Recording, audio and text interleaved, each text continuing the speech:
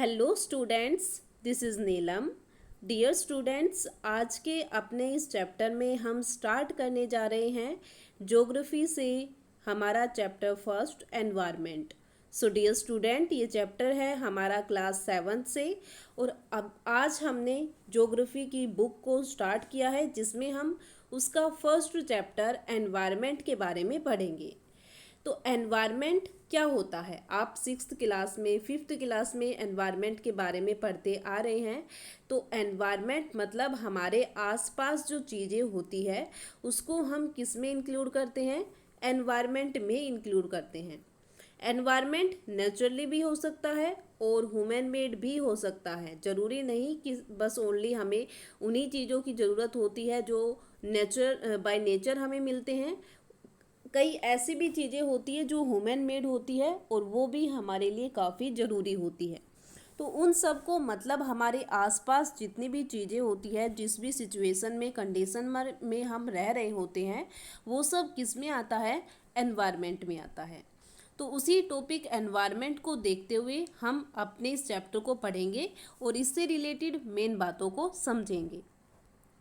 Start करते हैं। सबसे पहले हमारे पास आता है, after the long vacation when Ravi started going to school again he notice that the only playground next to his school was dug up. मतलब यहाँ पर आपको एक केस स्टडी के अकॉर्डिंग बता रखा है। ये केस स्टडी दे रखी है और इसके अकॉर्डिंग आपको एनवायरनमेंट के बारे में और एनवायरनमेंट की मीनिंग के बारे में बताया है। तो रवि यहाँ पर एक बच्चा है, स्टूडेंट है, जो काफ़ी लॉन्ग वेकेशन के बाद स्कूल जाता है और वो देखता है कि उसका जो प्लेग्राउंड है स्कूल का वो डग अप है, वो खुदा हुआ है। People said that a huge building with many flat will be constructed there. लोग बोल रहे थे कि वहाँ पर एक बहुत बड़ी बिल्डिंग बनने वाली है। Ravi was almost in tear when he realized that the big playground with its soft grasses, marigold and butterfly is gone forever। Ravi को बहुत दुख होता है जब उसको ये रियलाइज़ होता है कि उसका जो बहुत बड़ा वहाँ पर प्लेग्राउंड था, वो जिसमें काफ़ी अच्छी ग्रास थी, मैरीगोल्ड थे, बटरफ्लाइज थी, वो सब कुछ अब ख़त्म हो जाएगी क्योंकि वहाँ पर क्या बनने वाली है, एक बहुत बड़ी building. He shared his feeling with his classmate. वो अपनी फीलिंग, क्योंकि वो बहुत अपसेट है, बहुत दुखी है, तो वो अपने क्लासमेट के साथ अपनी फीलिंग शेयर करता है। In the assembly the principal to sadly observe see how our environment is changing. जब असेंबली हुई तो वहाँ पर प्रिंसिपल ने ये भी ऑब्जर्व किया कि कैसे एनवायरनमेंट को, मतलब उसने बताया लोगों को कि बच्चों को कि कैसे एनवायरनमेंट में चेंजेस आ रहे हैं। In the class Ravi asked his teacher. जब क्लास में रवि ने अपने टीचर से पूछा, व्हाट इज एनवायरनमेंट, कि एनवायरनमेंट क्या है। Whatever you see in your surrounding said teacher. तो उस पर उनकी टीचर बोलती है कि आपको अपने आसपास जो भी चीज़ें दिखाई दे रही है, जो भी आप देख पा रहे हो, वो सब एनवायरनमेंट में इंक्लूड होती है। रवि टोट allowed that mean the school building, tables, chair in the classroom, even that open field, the road, the garbage, my friend, all are part of our environment। तो रवि इस पर बोलता है कि इसका मतलब कि हमारी स्कूल की बिल्डिंग, ये टेबल, चेयर, क्लासरूम, ये खुले खेत, रोड, गार्बेज, मेरे फ्रेंड, ये सब एनवायरनमेंट का पार्ट है। तो उस पर उसकी टीचर कहती है, yes but wait, some object are created by nature. Teacher बोलती है कि हाँ, ये सब कुछ हमारे एनवायरनमेंट में आता है, लेकिन एनवायरनमेंट में कुछ बातें ऐसी होती है जो बाय नेचर क्रिएट की जाती है और कुछ बातें, कुछ चीज़ें ऐसी होती है जिनको एनवायरनमेंट में रहने वाले लोग बनाते हैं। जैसे बाय नेचर हमें क्या मिला हुआ है, माउंटेन, रिवर, ट्रीज, एनिमल, तो ये सब हमारे पास आएगा नेचुरल एनवायरनमेंट में। और जो बाय मैनमेड हमें मिलती है, जिनको इंसान बनाते हैं, वो है रोड, कार, क्लॉथ और बुक्स। तो ये सब किस में आएगी, मैनमेड में, मेड बाय पीपल। तो ऐसे करके टीचर बताती है कि जो एनवायरनमेंट है उसमें दो टाइप की चीज़ों को, दो टाइप की ऑब्जेक्ट को इंक्लूड किया जाता है। Now work in pair. Make a list with your classmate sitting next to you of the creation of nature and by human being. तो यहाँ पर आपको एक्टिविटी देखनी है, ये आपको बाद में क्लास में बताया जाएगा। तो यहाँ पर जो टीचर है और जो रवि है उन्होंने टीचर ने रवि को बताया है कि कैसे एनवायरनमेंट के बारे में वो समझ सकता है। ओके, तो आई होप इस स्टोरी से आपको एनवायरनमेंट की जो डेफिनेशन है, उसका जो मीनिंग है वो समझ आ गया होगा। मतलब हम अपने आसपास जो भी चीज़ें देखते हैं वो सब किस में आती हैं, एनवायरनमेंट में आती हैं। और वो एनवायरनमेंट दो टाइप में होते हैं। एक तो बाय नेचर हमें प्रोवाइड किए जाते हैं और एक हम खुद भी बनाते हैं। बाय नेचर में आ जाएंगे माउंटेन, रिवर, ट्रीज, एनिमल, और जो हम खुद बनाते हैं उसमें रोड, कार, क्लॉथ और books.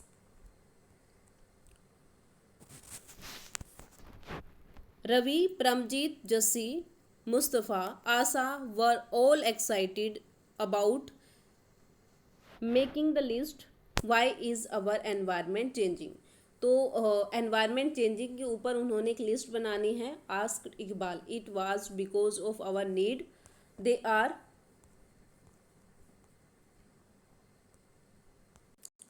increase day by day, we are therefore modify and at time even destroying our nature surrounding, the teacher replied। तो जो यहाँ पर बात हुई थी कि एनवायरनमेंट चेंजिंग के बारे में, उसका मतलब है कि हम डे बाय डे जो एनवायरनमेंट में चीज़ें हमें मिली है उनको बहुत ज़्यादा यूज़ कर रहे हैं या उनको अपने अकॉर्डिंग बहुत ज़्यादा मॉडिफाई कर रहे हैं, जिसकी वजह से वो ख़त्म हो रहे हैं या कई बार तो हम उनको बहुत ज़्यादा डिस्ट्रॉय करते हैं। ओके, तो ये सब हमारा एनवायरनमेंट चेंजिंग में आता है कि कैसे एनवायरनमेंट चेंज हो रहा है।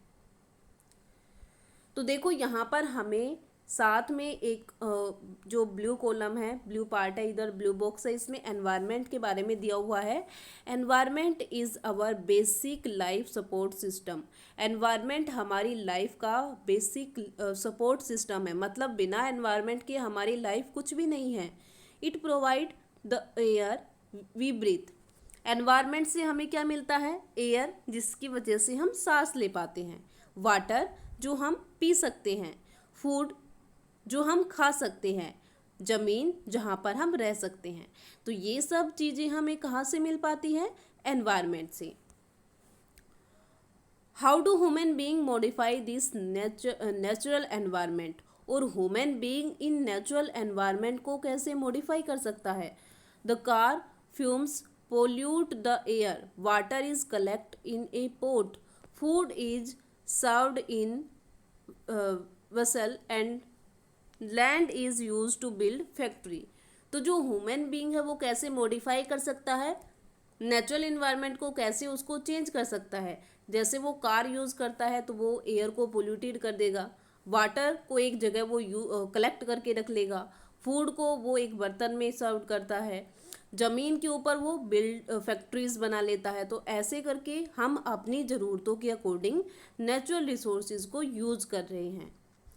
Human being make car, mills, factories and manufacture container. Human being अपने फ़ायदे के लिए, अपनी कन्वीनियंस के लिए कार बनाते हैं, मिल्स बनाते हैं, फैक्ट्रीज बनाते हैं या कोई और मैन्युफैक्चर कंटेनर बनाते हैं। This is how human being modify natural environment. और इससे हमें पता चल जाता है कि कैसे ह्यूमन बीइंग अपनी ज़रूरतों को पूरा करने के लिए, खुद की कन्वीनियंस के लिए नेचुरल एनवायरनमेंट को मॉडिफाई कर रहा है। मतलब जो चीज़ें बाय नेचर हमें मिलती है उसको हम मॉडिफाई करके और अपने अकॉर्डिंग उसको बना रहे हैं। तो ये हमारे पास इधर एक अलग से पॉइंट दिया हुआ है कि कैसे हम मॉडिफाई कर रहे हैं नेचुरल एनवायरनमेंट को और एनवायरनमेंट से हमें क्या क्या मिलता है। तो देखो यहाँ पर हमें कंपोनेंट ऑफ एनवायरनमेंट दे रखा है। तो कंपोनेंट्स ऑफ एनवायरनमेंट को 3 पार्ट में डिवाइड किया। सबसे फर्स्ट हमारे पास आता है natural, second human made, third human environment. Okay, तो ये 3 मेन पार्ट है, बहुत इंपॉर्टेंट है। ओनली इसी चैप्टर और इसी क्लास में नहीं बल्कि आगे आने वाली सभी क्लासेस में आपको ये टॉपिक मिलेगा। तो कंपोनेंट्स ऑफ एनवायरनमेंट आपको पता होना चाहिए कितने टाइप के हैं, 3 टाइप के, natural environment, human made environment और ह्यूमन एनवायरनमेंट। अब देखो नेचुरल एनवायरनमेंट कौन सा होता है। नेचुरल एनवायरनमेंट वो एनवायरनमेंट होता है जो बाय नेचर हमें मिलता है, जिसको बनाने में या ख़त्म करने में ह्यूमन बीइंग का कोई भी हाथ नहीं होता। जैसे एयर, वाटर, लिविंग थिंग्स, जमीन, ये सब किसकी वजह से हमें मिली है? नेचर की वजह से। ओके, मतलब हमारा जमीन बनाने में हम कुछ कर सकते हैं, हम हवा जो एयर है उसको बनाने में हम कुछ कर सकते हैं, पानी क्या हम उसको कंट्रोल कर सकते हैं, लिविंग थिंग्स क्या हम खुद बना सकते हैं। तो ये सब हमें बाय नेचर मिलती है। तो इसलिए हम इनको किस एनवायरनमेंट में इंक्लूड करते हैं? नेचुरल एनवायरनमेंट में इंक्लूड करते हैं। उसके बाद हमारे पास सेकंड आता है ह्यूमन मेड एनवायरनमेंट, मतलब वो चीज़ें जो हमने अपनी इंसानों ने अपनी कन्वीनियंस के लिए, अपनी सुविधा के लिए बनाई है। जैसे buildings, park, bridge, road, industry और मोनूमेंट्स। तो ये सब क्या है कि ये सब हमें नेचर ने तो नहीं बना के दी। क्या बिल्डिंग हमें नेचर ने बना के दी है? पार्क हमें नेचर ने बना के दी है? रोड क्या हमें नेचर ने बनाई है? तो ऐसा तो बिल्कुल नहीं है। ये तो किसने बनाए हैं? ये तो ह्यूमन मेड है, इन्हें तो इंसानों ने बनाया है। इसलिए हम इन सबको किस में इंक्लूड करते हैं? ह्यूमन मेड एनवायरनमेंट में। तो building, parks, bridge, road, industries, monuments, ये सब हमारे किस में आते हैं? ह्यूमन मेड एनवायरनमेंट में। मतलब इंसानों ने अपनी सुविधा के लिए, अपनी लाइफ को अच्छे से जीने के लिए, अपनी ज़रूरतों को सही से कंप्लीट करने के लिए ये सब चीज़ें बनाई हैं। तो ये एनवायरनमेंट हमारे पास आएगा ह्यूमन मेड एनवायरनमेंट में। उसके बाद हमारे पास आता है ह्यूमन एनवायरनमेंट, जो हमारा थर्ड मेन पार्ट है। ह्यूमन एनवायरनमेंट में हम किसको इंक्लूड करते हैं? ह्यूमन बीइंग को। जितने भी इंसान हैं, जितने भी ह्यूमन बीइंग है, man, women, children, old age, कोई भी पर्सन हो, कोई भी रिलीजन हो, किसी भी इकोनॉमिक क्लास से हो, किसी भी पॉलिटिकल सिचुएशन में से हो, किसी भी कम्युनिटी से हो, कोई भी फैमिली हो, मतलब जहाँ पर क्या होने चाहिए? इंसान होने चाहिए, ह्यूमन बीइंग होने चाहिए। वो हमारा किस में आएगा? ह्यूमन एनवायरनमेंट में। मतलब पूरी की पूरी जो पॉपुलेशन होगी और उससे रिलेटेड जो भी पॉपुलेशन होगी वो हमारी किस में आएगी? ह्यूमन एनवायरनमेंट में। जैसे हम खुद जो इंडिविजुअल पर्सन होता है, मैं खुद, आप सभी किस में आते हो? ह्यूमन एनवायरनमेंट में। हमारी फैमिली किस में आती है? ह्यूमन एनवायरनमेंट में। कम्युनिटी, जो हमारी कम्युनिटी, हम जिस सोसाइटी में रह रहे हैं, वो भी किस में आती है? ह्यूमन एनवायरनमेंट में। हमारे रिलीजन, हमारी एजुकेशन, हमारी इकोनॉमी, हमारी पॉलिटिकल सिचुएशन, ये सब बातें हमारी किस में आती है? मतलब ये इंसानों से रिलेटेड है, ह्यूमन बीइंग से रिलेटेड है। तो ये सब किस में आती है? ह्यूमन एनवायरनमेंट में। तो ये हमारे पास कंपोनेंट ऑफ एनवायरनमेंट है, जो सबसे मेन टॉपिक है हमारा। और ये आपको याद करना है अच्छे से कि एनवायरनमेंट के कितने कंपोनेंट हैं और उन कंपोनेंट में कौन कौन सी चीज़ों को इंक्लूड किया जाता है। तो एनवायरनमेंट के 3 मेन कंपोनेंट है: नेचुरल एनवायरनमेंट, ह्यूमन एनवायरनमेंट और human made environment. Natural environment में आता है वाटर, एयर, लैंड और लिविंग थिंग्स। ह्यूमन एनवायरनमेंट में हम individual, family, community, religion, education, economy और political situation. Human made environment में आता है building, parks, bridge, road, industry और मोन्यूमेंट्स। तो ऐसे करके आपको ये डायग्राम, अगर आपने जो ये पिक्चर्स दे रखी है ये ना बनाओ, ये नहीं बनानी है पिक्चर्स, बल्कि जो आपको नीचे नाम दे रखा है ये नाम आपको लिखना है। ठीक है, पिक्चर्स आप रहने देना, बस ओनली नाम लिखना है। और ऐसे करके आपको ये अपना पार्ट, ये काम, ये जो आपको डायग्राम दे रखा है कंपोनेंट ऑफ एनवायरनमेंट का, इसको अच्छे से पढ़ना है, इसको समझना है और फिर अपनी नोटबुक में इस डायग्राम को बनाना है। ओके, ताकि आपको अच्छे से ये डायग्राम समझ में आ जाए। तो आज की वीडियो में हम बस इतना ही पार्ट कवर करेंगे। नेक्स्ट पार्ट हम अपनी वीडियो के नेक्स्ट पार्ट में कवर करेंगे। तो आज का हमारा मेन पार्ट रहा एनवायरनमेंट क्या है और एनवायरनमेंट के कंपोनेंट्स कौन कौन से हैं। और यही आपके 2 क्वेश्चन भी रहेंगे जो आपको पीडीएफ में मिल जाएंगे कि एनवायरनमेंट क्या है और एनवायरनमेंट के कंपोनेंट्स कौन कौन से हैं। तो ये था हमारा आज का टॉपिक। आई होप आपको अच्छे से समझ आ गया होगा। आप इस वीडियो को देखते हुए दोबारा से इस टॉपिक को पढ़ोगे और इसको अच्छे से समझोगे। ओके, और जो कंपोनेंट ऑफ एनवायरनमेंट का डायग्राम यहाँ पर आपको दिया है, ये आप अच्छे से समझने के बाद इसको अपनी नोटबुक में भी करोगे। ओके, तो आई होप ये टॉपिक आपको अच्छे से समझ आए। दोबारा इसको पढ़ो, अगर कोई प्रॉब्लम हो तो वो आप मेरे साथ डिस्कस कर सकते हो। Thank you.